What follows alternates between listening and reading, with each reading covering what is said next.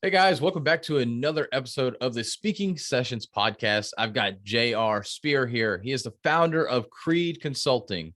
Since returning from service in Iraq in 2007, JR has built 4 successful businesses ranging from fitness to marketing and consulting.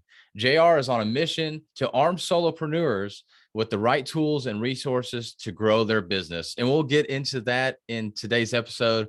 But we're really going to talk about unlocking the secrets to attracting your perfect client. First of all, JR, thank you for coming on the show. Secondly, thank you for serving our country. But please tell us a little bit more about yourself. Yeah, well, thank you so much for inviting me to be part of your show. And then usually when someone asks me about telling about myself, I go back to my early childhood because it all boils down to understanding you as a person, your identity, and and being able to understand what people want to, or what you want people to really see you as. And throughout life, we go through multiple different identity shifts in our life, and it changes over the years. So as a kid, I grew up in the martial arts. So everyone knew me from a young kid, starting at 3 years old, even all the way through high school and in the military. I was Mr. Karate Kid. That was my identity. That's what everyone knew me by. That's what all my peers knew me as, was Mr. Karate Kid. And from a very young age, I started teaching. So like usually, I say about 12 years old, I was already leading classes, staying in front of groups, teaching, talking, and like taking over a whole room of adults and kids, and kind of leading them to do whatever we were doing at that time. And it could be from character development to self-defense, martial arts, whatever it may be. But I had no fear of staying in front of a crowd and teaching and leading others. And then so throughout my whole childhood, I had many opportunities to lead, to teach, and to do that different type of stuff. And then I went in the military right out of high school, didn't really know what I want to do. I had the discipline of the martial arts, but I knew I didn't want to go to college. I didn't want to go, pursue that education. So the military just kind of seemed like the best route for me to go. So I went in the military right out of high school, and back in 2003, and my identity completely shifted by then. And when you're in the military, your identity pretty much changes from the rank that you wear in your collar plus the job that you have. So my job, I was a religious program specialist. So I was security for the chaplain. And so they call me in my rank. I got out as a 3rd class petty officer. I was in the Navy, but attached to the Marine Corps. So they called me RP3. And so that was kind of like my identity. Everyone knew me as the RP. That's what everyone called me. And that was completely what everyone knew me as. And then I get out of the military, and then I have a new identity shift. I'm no longer wearing a uniform, no longer wearing a rank, and I lost my purpose. And when you lose your purpose of who you are and what you do, you kind of feel lost. You kind of feel stuck. You don't know what the heck is going to go on. And you lose a drive. And I, without going on a big tangent, that's a big reason why I feel like suicide rate, and especially for combat veterans, is very high, is because people just lose purpose and focus of who they are. And then when they get out, is completely trying to figure out what that identity and that purpose is. And most of them can't. And so they lead to, PTSD and other things. So for me, I was very fortunate. I was like, I was already going to school. I was signed to go to school. I was going to Bible college for 1 semester, did it for a semester, and realized I wanted to do more business. So that's why I switched to a business degree and pursued a college degree in business. So I got a bachelor's in business. But I was building my first business at that time, which was a martial arts school. I fell back on what I knew best and what I knew that came natural. Even when I was in the military, I trained Marines and sailors in the martial arts. I also trained at other schools, depending where I was stationed at. I'll go teach classes wherever, just kind of staying up on that craft and what I did. And it just came very natural to me. So that's why I decided to do a martial arts school. And it became very simple transition for me. And it kept me focused. It kept me easy. And I always found that the way that I was able to move forward in life is because I always stayed busy. I always had something to do. So I built a martial arts school, started that in 2007, and sold it after a few years, and realized I wanted to teach more adults in fitness, and had a passion for the fitness and the health space, and launched PowerFit Bootcamp. Well, PowerFit Bootcamp at that time. So I went from Mr. Karate Kid to being an RP. And now I was back to being the karate guy, or the martial arts guy, Taekwondo and kickboxing, all this stuff. And then I became Mr. Fitness. So my identity completely shifted to that. And in a very short period of time, I was able to take my bootcamp business from St. Louis to North Carolina, and then all over South Carolina. And I had classes at more than 50 locations, had a team of more than 30 plus people working for me, and did extremely well. Did it for about a decade until we moved to the East Coast and our family was growing. So we moved from St. Louis to the DC area and had our first child. And at that time, I decided to close the doors on that, pursue other things, and didn't really know what I was going to do. So I was doing some sales jobs, some B2B sales jobs, kind of like learning new skills like that. And then after about a year of being off from running my own business, I kind of had the itch again. I was like, oh, I'm tired of working for people. I want to start my own thing again. And so I started an advertising agency. I started a publication franchise. And then through that, I started consulting. And that was about 2017. So 2017, I started consulting other business owners. I started the advertising agency, building funnels, graphics design, and I had an advertising publication that I did where I helped connected, local small businesses with high-end, neighborhood and the communities. And that's what led me today. So right now, what we do is I run Creed Consulting, which the way that Creed Consulting came about is when I had the advertising agency and my coaching business, I realized I was consulting the people that I was building funnels for and advertising, creating the marketing plans more than I was actually building the assets. So I was like, this is getting really stupid. I'm undercharging for it. I'm spending too much time with it. So I wanted to combine the businesses. And that's why I created Creed Consulting. I combined my advertising and funnel business and marketing plans with our consulting business and came up with Creed. And the way the name came about is Creed by definition stands for belief. But it's an acronym that I created that stands for commitment, resilience, excellence, execution, and discipline. So I love core values. I love ethos. I love something simple, acronyms for us to remember to be able to go out there and like, hey, what am I committed to? And the question I've always asked people is, what is your creed? Meaning, what is the one thing that you're most committed to? That you're going to be resilient even through the most difficult times. You're going to show up every single day, giving your best and having the emotional and physical discipline to complete your mission. So what is your creed? And that's why I really was excited about when I came up with the name. And I wanted something different. I didn't want to have like a 6-figure coaching mastermind or 7-figure mastermind or anything like that because it's oversaturated with that. But I wanted to give our clients and my community something to remember by. Like, hey, if I can print that creed that on their hearts or in their head to stay committed to their goals, then that's what I wanted to do. So I wanted to lead more with core values than I wanted to lead with the money. So 6-figure and 7-figure type names to me signals money versus yes, by the things that we do is going to help bring wealth. But what you got to be able to generate wealth, you got to be able to change your habits and your routines and the way that you think. And that's the reason why I wanted to come up with Creed and give more of the core values and something to remember by. And that brought some simplicity to it. Man, that's so much to unpack there. I really like that you came up with that name, and really, to me, it's like handling those tough times, really being committed to the process overall. I really like that. And we're definitely going to dive into that, but I want to take a step back. You mentioned identity a lot, and obviously over the years, you've changed your identity completely. And that's something that a lot of people get scared about, especially going to entrepreneurship, the whole, what do I even start in? And that's something else that I noticed, that you started what you knew. You were the Karate Kid. You went to be the RP3, then you went back to be the Karate Kid because that's what you knew how to do. And that's something I think a lot of people don't recognize and identify themselves with to be able to start that first business. So you mind diving in a little bit on like how to identify that first business, but also how to like just create the identity for yourself? As you so people throughout everything, you kept creating your new identity to become this new person for this new business. So that's why I really want to bring that out. Yeah. So you said something really, really important where I created it, which is truth.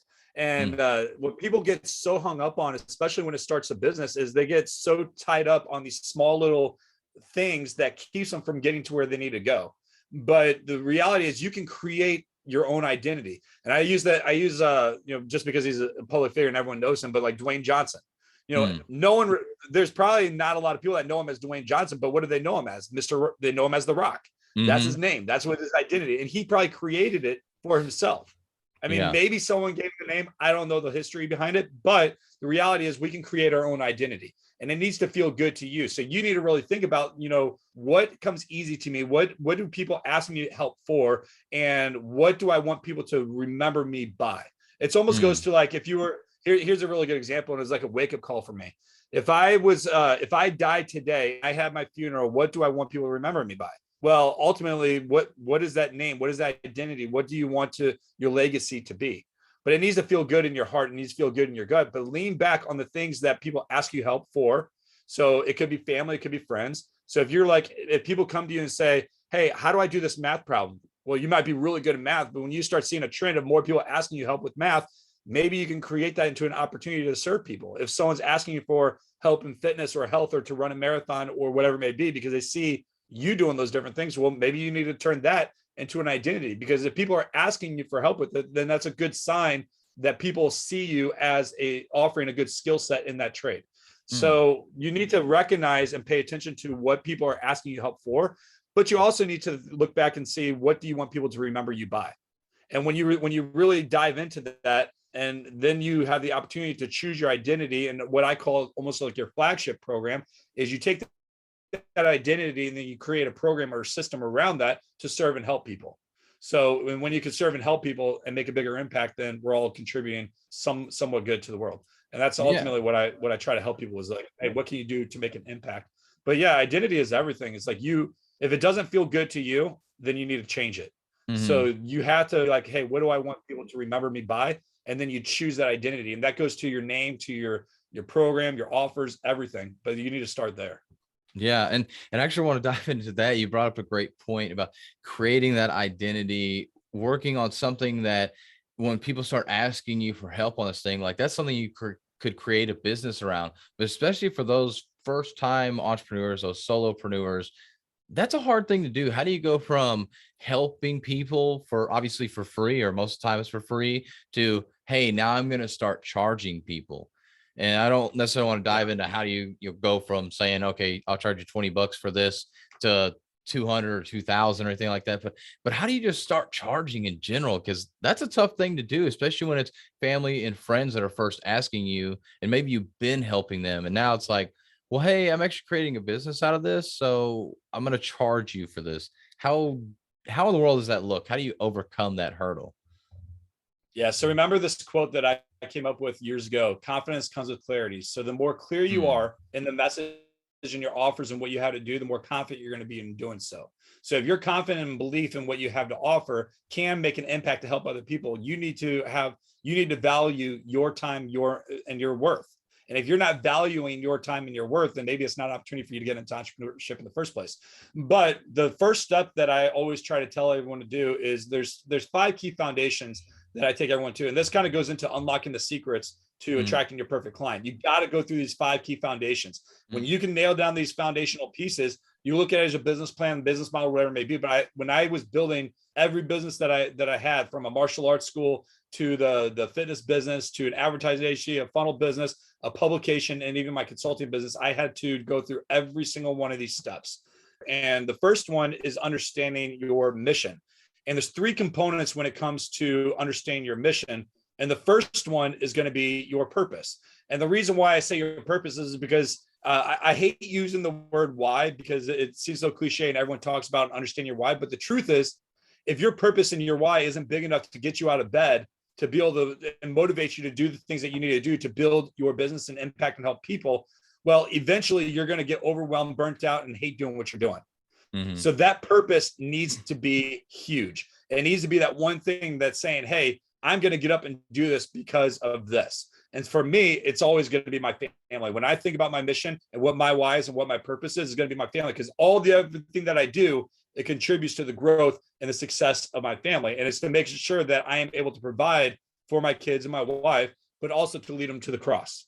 And so for us as a Christian family, my focus is to always do everything that can contribute them to help them grow as leaders, that I'm the provider for them, but it leads them to the cross, because ultimately that's my first mission. And so I'm going to show up every single day to do what I have to do to make sure that I can provide and take care of them. But when you are thinking about what is your mission, you need to identify what is that purpose. What is that one thing that scares you big enough that if your kids look up and you say, Daddy, I'm hungry, or I can't pay my bills today, what is it going to force you to get out of bed to be able to do what you want to do? Because if you don't have that, it's going to be really hard to sustain and build a business long term, because you're going to get burnt out, you're going to get overwhelmed, and you're going to hate doing what you're doing eventually.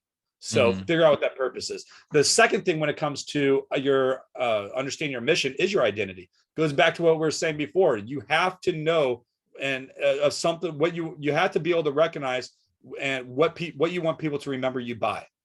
And if you can't figure out what that identity is, I would definitely start there, because that is what's going to help drive you as well. You got to have that purpose to help drive you, but you got to have the identity, and you got to create it, that brand awareness, so people be able to know and recognize who you are. Because everything's about credibility and everything's about brand awareness, because you don't want to be the best kept secret out there. Because if people don't know what you have, what you do, and what you have to offer, it's going to be really hard to build a business. And like you said before, you can only rely on your family and friends for so long. Eventually, you're going to have to start branching out and start building a network and building an influence of people who are going to trust you to be able to buy what you have to offer. And even with that, typically your friends and family, while they may be supportive, if it's a totally new identity you're coming up with, they're not going to understand it. They're not going to think that you can actually do that. So really, you end up having to find people outside of your friends and family to actually believe in you. So if I wanted to go build rockets like Elon Musk, my whole family and friends be like, "You're crazy. You could never do that. You've never done that before." But me not knowing you personally, JR, you'd be like, "Philip, that's really cool. That's awesome, man. I totally support you." Especially I'm showing a little bit of evidence. Other shows something, but still, you're going to more likely believe that I can do that before my family and friends will, just because they know my background. They don't know who I am trying to be now and identify as. So it's a challenge, but one thing I want to give a little bit of kickback on that too is, we talk about the know, like, and trust factor, and I believe in that wholeheartedly, because especially if you're in the high ticket world, if you're trying to sell something of $1,000 or more, 5,000, 10,000, 20,000, whatever it may be, you have to do the hard work of gaining that trust of those people to believe that you can help solve the problems that they have. And usually it's your family and friends that are going to trust you the most. And if they don't, you need to figure out and create that community, which brings us to the next piece of understanding your mission, to be able to, get people to want to trust and believe what you have to offer, so that they'll buy your services. So the third piece when it comes to understanding your mission is going to be your destination. If you don't know where you're going to go, it's going to be really hard to be able to get to where you want to go. So you got to have that plan. You got to know that destination. You got to have that vision of where you want to go. But not just that, you need to really think about what type of culture do you want to create, and what type of community do you want to build. All of this boils down to your mission, your purpose, your identity, and your destination.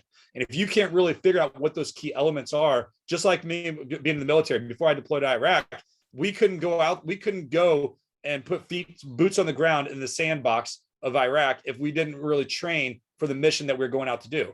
If we didn't know what our mission was, it's really hard to know what we need to train for. So you got to know what that mission is, so you know what to train for. That's going to prepare you for the obstacles ahead.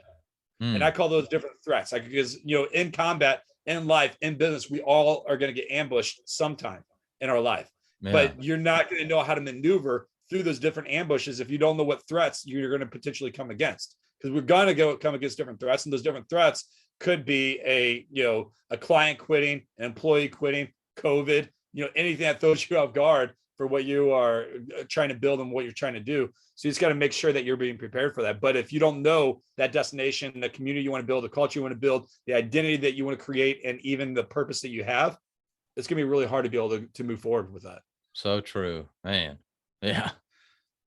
So much truth right there. Yeah. And you can't identify every single thing that may happen, but if you're expecting certain things that may come up, you can actually plan and do preventative planning, if you will, for those things. But obviously things are just going to come up, but you have to be just any kind of ready that you can be, and not just expect that it's going to be this perfect world scenario.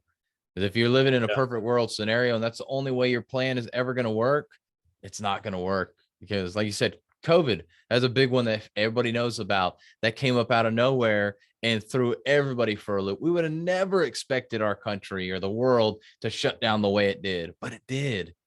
It's unheard of, but it's still something that could happen. And who was prepared for that? So many companies had to pivot and go online immediately, and they've been decades behind, and it brought them up to the 21st century. So it's amazing how things like that make you force you to pivot. But are you ready? Some of the companies had the funding for that, but some of the smaller businesses did not. And so just being ready.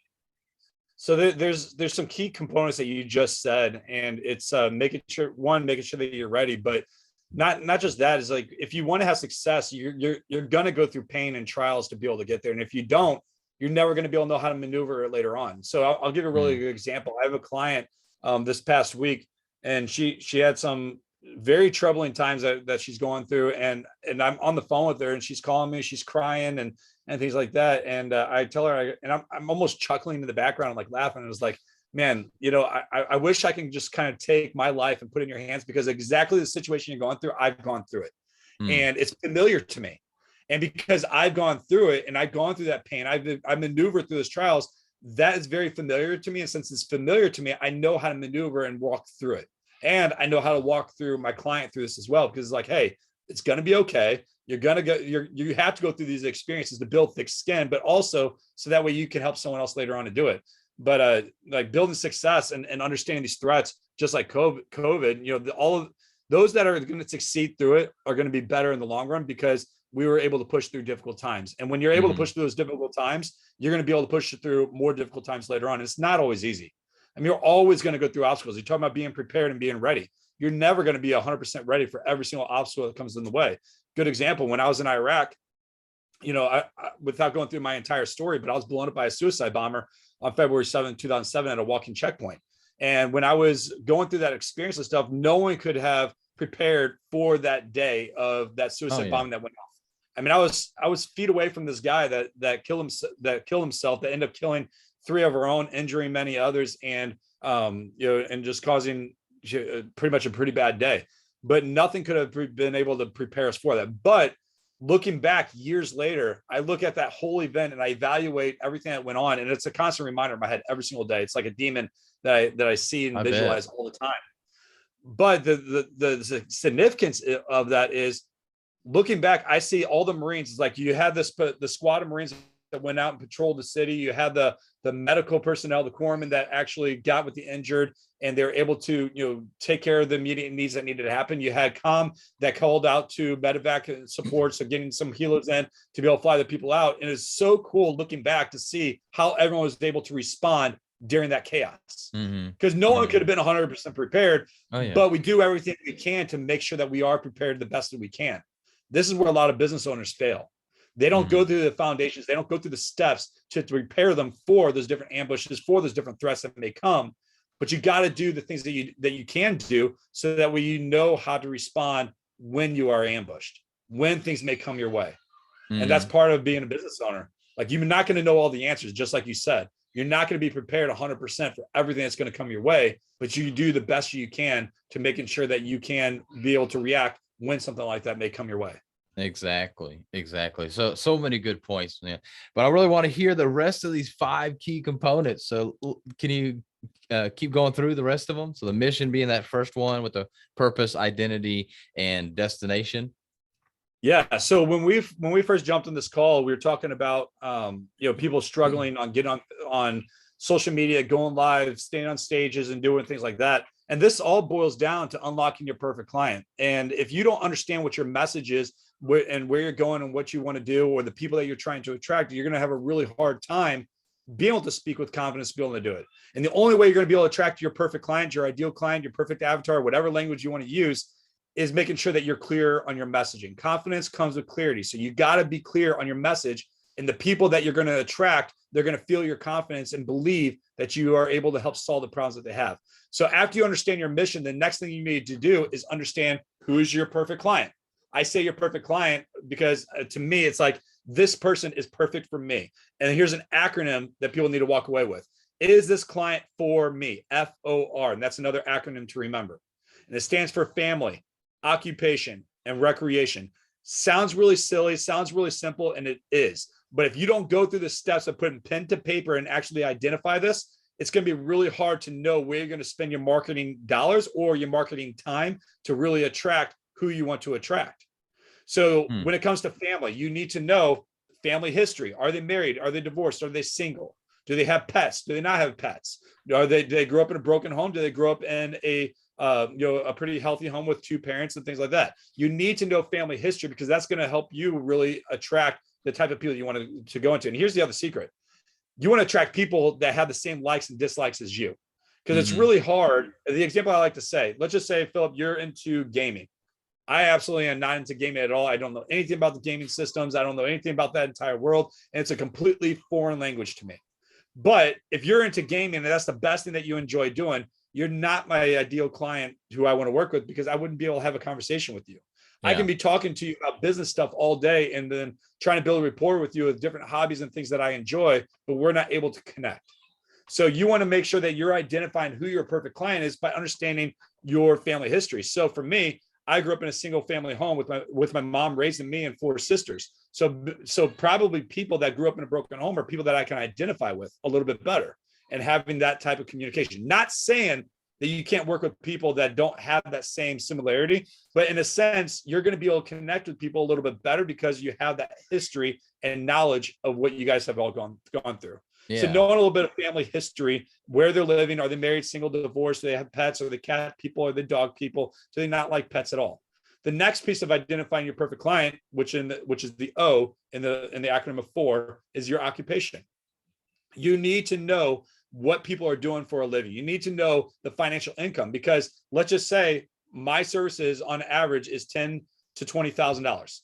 Well, I know that I can't go to someone that's never made $1,000 in a month to be able to afford my services. So understanding their occupation, their income level of where they're at is really going to help you know of the type of people that you want to attract into your world and into your business. You got to know, are they happy in their job? Are they not happy in their job? Are they looking for other opportunities? And if so, what does that look like? And are you able to serve and help them? And the third piece is recreation. You got to know the things that they enjoy doing. Where do they like to travel to? They like to go to the beach. They like to go to the mountains. Do they like to read books? They like to game. Do they like fitness? What kind of fitness do they enjoy? Do they like running, biking, swimming, weights? What is it? Because all these things is going to help you relate to them, but it's not just about relating to them. It's going to show you where to find them on social media or in life. So let's just say, I know let's take recreation for a good example. They're into biking or working out. I'm probably going to find people that are into fitness and health type groups on Facebook or social media, TikTok, wherever it may be. So I'm going to find people that are into health and fitness. Let's just say you're a mom of preschoolers. Well, I'm going to find other moms with preschoolers that I can relate to and find them, because they're my ideal client. I want to speak to moms that have preschoolers, so because my product and my offer can serve them well. So you need to go through the steps of really identifying who your perfect client is and ask yourself that question: is this person for me? And then put a visual picture to them. Find a picture of what that person looks like. Give them a name. So that way you can identify them. And if you're in a coffee shop and you're like, that person is my perfect client. That's my Philip. That's my Joe. And for me, my name is Jameson and Olivia. I have 2 different ideal pictures and clients for me. Well, Jameson is the name of my first son. So when I started doing this exercise when he was first born, I was like, you know what? This is my Jameson. He's energetic. He believes in health. He taking care of his body and all these things that you could tell by the picture that I have, that he's super energetic and he loves life and he's just out there ready to go. Same thing with Olivia. So I use the name Olivia because my wife, her name is Natalie. But when she was first born, the first week of being born, her name was Olivia. So I found this picture of this girl. I called her Olivia. And Olivia, she's the same thing. She values health. She values life. She looks very energetic and motivated, but also determined. Like, hey, no one's going to stop me from reaching my goals. And she just kind of like that look. So when I'm out there in public, when I'm on social media, I can identify real clearly if this person is going to be an ideal client for me or not. Because I can sell things all day. I can bring people into my world and say, hey, I can help you with this stuff. But eventually it's going to be, I'm like pulling a rope the whole time. It's like, hey, let's go. I'm dragging them along. And that's not the best way to run a business. Yes, you could probably be a really good salesperson. You can sell anyone, ice to an Eskimo, whatever it may be. But long-term, is this person really a good fit for your program? Go sell them on the idea for what you have to offer. But is this person really going to be a perfect fit for you? So you need to identify what is your perfect client. The third thing, when it comes to unlocking the secrets of your perfect client, you need to know what is your message. And this is what I call your big promise. So a confused mind is never going to buy, period. If you have to explain what you just explained about what you have to do and offer, there's something wrong in your messaging. The other thing that you need to understand when it comes to putting together the offers and your messaging is you need to focus on selling the results, not necessarily the time that you're giving with them. What is the big desired outcome that they want to have? That's what you need to sell. That's what you need to promote. But never, like, if you can remember anything from this section of what I'm talking about, a confused mind is never going to buy. So just go to your grandma, and are you able to articulate what you have to offer in 15 words or less? And do they understand who you are and what you can help them with? And if she can't even understand it, ask her to repeat it back. Then you know there's something wrong with it. Go to your kids. If you have kids, be like, hey, Jameson, let me tell you a little bit more about what I do and what I have to offer. And I'm going to do it in 15 words or less. We used to call it your elevator pitch, which is almost the same thing. The reason why I call it a big promise statement and put it in 15 words or less is because on social media, which I call business media, I changed the whole mindset of getting away from social media to business media, because that's where you need to show up as it's a business. You have 15 words or less on almost every social platform to be able to explain who you are and what you do. And you have that much time for someone to be able to scroll through and see it, for them to decide if they want to follow you, connect with you, like you, or move it on to a further relationship. So you put in 15 words or less. And here's a good framework. I help who get desire. I help who get desire. You need to figure out, who do you want to help? And that word help, you can change it to inspire, empower, encourage, whatever it may be. But I help who, figure out who that ideal person is, get what is that desired outcome that they want. It's not saying, hey, I'm going to help you with fitness, exercise, and nutrition, because that's what I do. But truly, what do they want? What is that desired outcome? Flat abs, lifted booty, whatever it may be, figure out what that desired outcome that people want. And that's what it needs to be. And that's your big promise statement. So if you have the opportunity to stand in front of a crowd, let's just say at a networking event, let's just say you're at a chamber event, and they go around the room and you have less than 10, 30 seconds to be able to say who you are and what you do. Are you able to do it in a clear way that people understand, to be able to draw them in and want to ask you more questions? If not, then you need to rework your big promise statement. So that's the third piece. The next piece you need to do, which is the most important piece, is your big 7.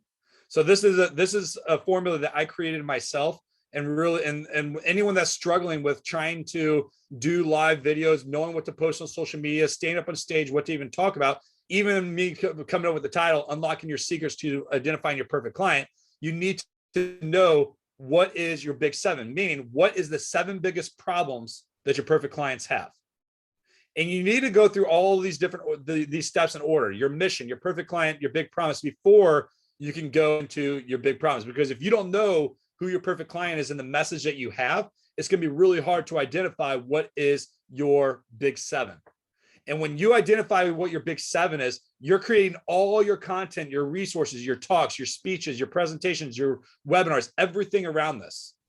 When you identify what your big 7 is, these are the topics that you talk about, you need to be consistent with. I actually, I signed on a new client this past week, and it was really cool. And, they were pretty much validating me as what I do. They're like, man, I've been following you for a few years now. And I remember the same message you were talking about 2 or 3 years ago was the same message you're talking about today. I mean, yes, it gets better, but the reason why is because I know what the problems are that I'm solving. I stay in my lane. And when I can figure out what those problems are, everything that I do, you can come to me and Philip, say, hey, JR, I got an event coming up on, what's today? Today, as we're doing this episode, it's April 23rd of 2022. You say, hey, I got an event on April 24th. I had a speaker that fell out because he got COVID and he can't get to me. Can you get down here to help me out? I should feel confident in knowing the problems I'm solving, and even the talks that I'm going to talk about, to be able to say, yeah, I'll be down there. Just let me know what time and I'll be there, without any preparation, because that's how confident I am in the speeches and what I'm going to have to talk about. Even me being on here today, I had no clue what we're going to talk about, but I'm leading by the questions you have. And the reason why I'm able to do so with confidence is because I do it often and I'm consistent in my messaging. You can go anywhere on social media, find me, and listen to my messaging, and it's going to be the same thing over and over again. You as an entrepreneur need to identify what is your big 7, figure out the problems, and you create solutions and resources and training around those problems that you just identified. And when you can figure out what those 7 problems are, then it's going to be a lot easier to create training, resources, conversations, presentations, whatever it may be around that. And then it goes all back to the identity, which we talked about way at the beginning of the episode, that you have to have that same message. So you have the identity so people can identify you as being able to solve X, whatever that is for you. So yes, the messaging needs to say the same. You don't need to keep creating a new will, a new thing just to make it seem like you're doing something different. It can be the same thing. I mean, even Gary Vee talks about that. He's like, if you follow me for more than a year, you're going to hear the same thing. He's like, because I'm telling you the same thing, because this is what I'm trying to teach you.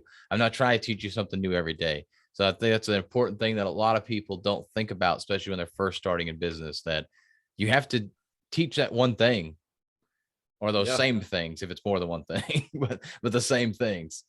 Well, it goes back to what I said, a confused mind's never going to buy. And if your messaging is all over the place and they can't really decide what they do, if they have to dig to be able to figure out what you do, then there's a problem. Like, go to your Facebook page right now. If I go to your Facebook page and I have to scroll through just to figure out what you even do and what you have to offer, that's a problem. They should be able to go to your page, be able to see real clear. It's like, oh, you're a personal trainer, or you're a wellness coach, or you're a nutritionist, or you help people with creating, weaving baskets, whatever it may be. They may do that. Now I call it big 7 to identify 7 big problems. There's actually a reason why I have it, the number at 7 is so many entrepreneurs. A good example, I spoke to someone today. He wanted to jump on a call just to pick my brain and different stuff. And he goes, man, JR, I'm struggling on building my business because I have 2 other part-time jobs and I still know how to do this. And my answer to him was, are you committed to the process? Are you committed to building your business? Because we're going to make time for what we value most. And I'll say it again, we're going to make time for what we value most, and building the business takes sacrifice. And for anyone that tells me I just don't have time to do this, I say, all you're doing is giving you an excuse of why you can build the dream that you want to build. And if you can't commit and take the sacrifices to do the things that it takes to build your business, then you shouldn't be an entrepreneur. It's not made for you, because it takes sacrifice and it takes commitment. But that big 7, the reason why I have the number 7, because there's 7 days of the week, you need to commit and be resilient 7 days of the week to build in the process to be able to build your business. Until you earn the right to leverage and delegate what you have to offer to give you more freedom to be able to do what you want to do. Now, an argument that I have with my wife often, that she always comes to me and says, you need to have more work-life balance. I make time for my family. That's the first thing that comes off my schedule whenever I plan my entire week in my month, is activities with my family. But you also need to understand that you need to be committed. You need to be resilient. You need to show up every single day, giving your best. And it's not just when you feel like it. It's all the time. There's 7 days of the week. It needs to be top of mind 7 days of the week. And you need to do something to contribute to the growth of your business 7 days of the week, even if it's 5 minutes a day to get your message out there. Because if people don't know who you are, you're never going to bring awareness, and you're never going to make any sales. So that's the reason why I call it your big 7. Wow, that's beautiful. I love that. And it's so very true, and definitely resonate with putting time for family. We got a 6-month-old, and so trying to make sure to put that time for the baby and my wife as well. So as I build up the business and everything. So the very important thing for those that whether they're just in a relationship or married, not married, whatever, make sure you're putting time for those things that are most important to you first on the schedule, and then schedule everything else around it. Yeah, I always I teach time management within our program. That's the very first call I have during my onboarding call with every new client that I have. And it's about scripting your day and manage your day. And this is like a whole nother talk that I go through. I can talk for like hours, but but before we start going into like the whole list, and if you want to go through it, I'm happy to do it. But when it comes to time blocking and start doing that, first you need to script your day every day the night before, so that way when you wake up every day, you have sitting by your computer, your workstation, whatever it is, you know what you got to do. But the first thing you block off is what I call your family fun time. That's your workout time. It's your meditation time, your prayer time, time with your wife, your kids, lunchtime, dinner time, activities, sports things, whatever it may be. That gets blocked off your schedule first. Then the next thing you block off is going to be your magic time. And then the next thing you block off is everything else. So you got to prioritize it where you're building your business around your life and not your life around your business. So yes, I talk about sacrifice. Yes, I talk about commitment in building your business, but at what cost?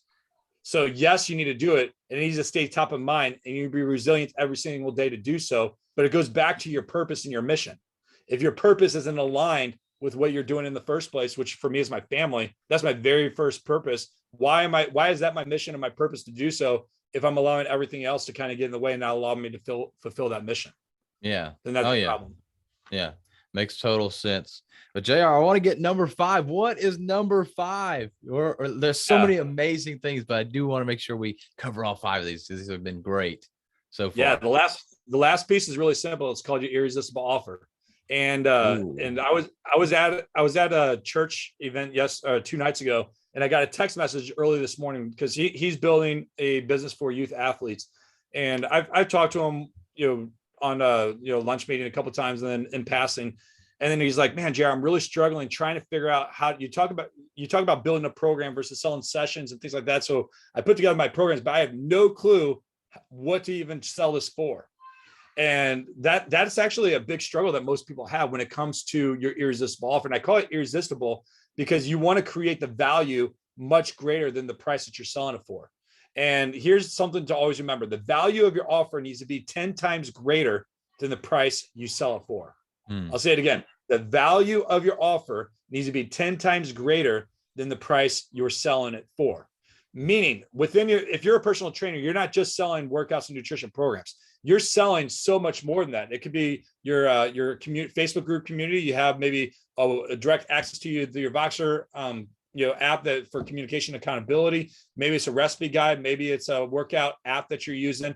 Maybe it's weekly group coaching calls plus so many one-on-one group coaching calls, whatever it may be. But you list out every single item, then you put a value next to each one of them. The value is not the price you sell it for. I'll give you a really good example. Majority of your listeners probably have some idea of who Tony Robbins is. Tony Robbins, I'm sure, owns a cell phone. Let's just say it's an iPhone. Well, that cell phone, the value of it is only about $1,000, but in reality, the value of it is worth millions. Why? Because of what's inside of the contacts, the notes, and everything that he has invested and put inside of that phone. So that phone in value is worth millions of dollars, but the total cost of it is $1,000. You can go get a phone for an iPhone for $1,000, whatever it may be. So same thing in your business. You need to create your value stack and put a worth next to it. So for me, I value my time at no less than $1,000 an hour. And there's different formulas to kind of go through where that actually comes from, but less than $1,000 an hour. If your program, let's just say your program includes 2 monthly one-on-one calls as a 12-month program, that's 24 calls. That is at least a $24,000 value just for one-on-one coaching with me. That does not include everything else that goes with it. So within my value stack, I'm figuring out here's $24,000 value in there. Now you get weekly group coaching calls. Well, guess what? I still value my time at $1,000 an hour. I'm doing a weekly group coaching call that's at least going to be an hour long, and I'm the one that's leading it. So that group coaching call is about $4,000 a month at 4 weeks. Now, of course, there's more. Some weeks have more weeks than, or months have more weeks than others. So you got to figure out how many weeks there are in a year, how many weekly group coaching calls are you doing, and value that. I mean, that alone, let's just say you can do 52 weeks a year. That's $52,000 value right there for a 12-month program. You see where I'm getting with it? Oh, yeah. So now if you're trying to sell a $10,000 program, mastermind program, well, just from one-on-one coaching and group coaching alone, that is worth what, 50, 60, 70, $78,000 value. Just those two things alone. What I would do, remember I said the value of your offer needs to be 10 times greater than the cost you sell it for. I have a good benchmark of saying just by the group coaching, not adding on my Facebook group and all the deliverables and everything that you're going to get. I can have a good benchmark of saying I can easily sell my offer for about $7,000 value or offer right there. You want to buy my services? We do weekly group coaching, plus I do one-on-one. This is why I value it, and this is the reason why I can value it. And I know and I'm confident enough to explain why I value my worth at this price. And if anyone wants to question it, I will go through the reasons why. But those are by me saying it's a $75,000 value, I can sell it at $7,000 to $7,500. Now that gives you a good benchmark. Now, if you choose to sell it more or less, that's up to you. But if you want to look for a place to start by figuring out all the line items that they're getting inside of your program. How long is the length of your program? Give it a price and a value next to each one of them, add it up and divide it by 10. And that's going to give you a good benchmark of knowing what to sell your offer with. So it goes back to all the foundations we just talked about. You need to figure out, who's my perfect client, and can they even afford this type of service? So even though you figure out the worth and the value of that, is that aligned with the type of people that you're even going after? Is it aligned with the problems that you're even solving? And if it is, then you got a good price point of what you can do. The other thing when it comes to creating your irresistible offer is you want to eliminate risk. What type of guarantee are you giving? Figure out what type of guarantee you're going to give. It doesn't have to be a money back guarantee. It could be a guarantee saying, hey, if you don't reach your investment back, or if you don't reach these results in this period of time, I'm going to coach you for free until you do. But you got to meet these different criteria. I'm never going to give a guarantee if someone's never going to show up and do the work that I tell them to do. So I have different parameters and things that they need to follow to be able to get there. You need to make sure that you know what your competitive advantage is. So, which is your market? Who's your competition? I always try to say, who's your top 3 to 5 competitors in your market? And if anyone comes to me and says there is no competition because they're the only ones that do it, I say that I call them out on their BS and say there's always someone out there who's doing something similar to you, and you always have competition. But you need to know who is your competition and what makes you different than all of them.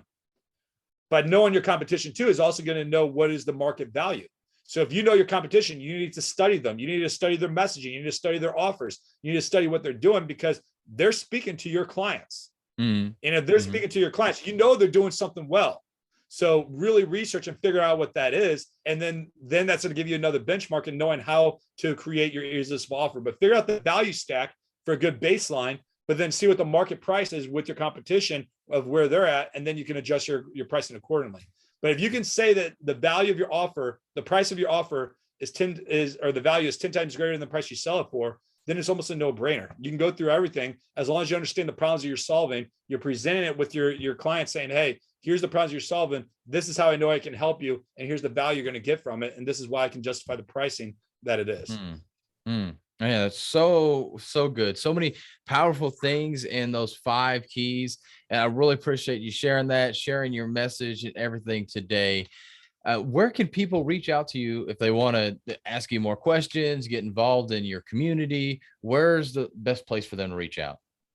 Yeah, Facebook is my home. I believe in Facebook. It's definitely helped me build a massive community and stuff like that. So just look me up at jrspear.com or, well, that's my website, jrspear.com. But on Facebook, it's just JR Spear. Just look me up, shoot me a friend request, shoot me a DM. I usually respond to everyone within 24 hours. And I love to get you plugged into our community and seeing how I can serve you better. Awesome. Well, JR, thank you so much for coming on the podcast. Yeah, well, thank you so much for having me.